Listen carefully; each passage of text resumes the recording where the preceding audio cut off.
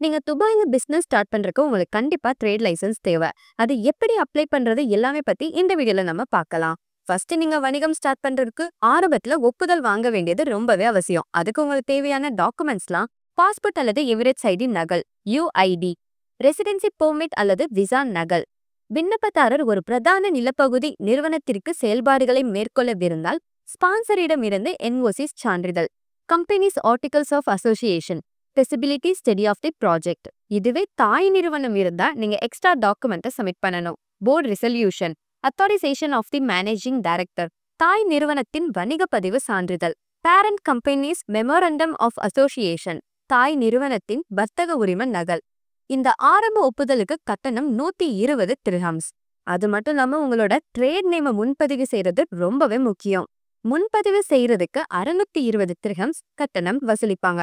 இதுவே பேரு ஆங்கிலத்துல இருந்தா 2000 திர்ஹம்ஸ் எக்ஸ்ட்ரா கொடுக்கணும்.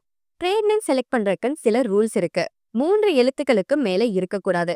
ஆபாசமான அநாகரிகமான வார்த்தை இருக்கக்கூடாது. கடவுள் போன்ற மத சொற்களை சேர்க்கக்கூடாது.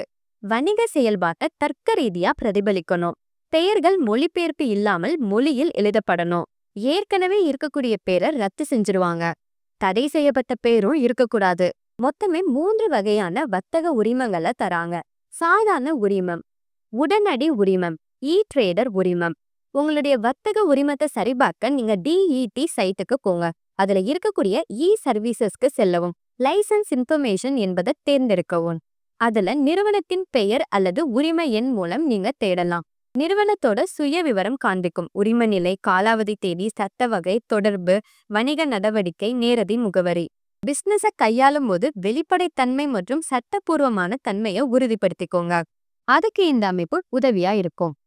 மேலும் இது போன்ற லேட்டஸ்ட் ஐக்கிய அரபு அமீரக செய்திகளுக்கு நம்ம கலீஜ் தமிழ் சேனலை சப்ஸ்கிரைப் பண்ணுங்க.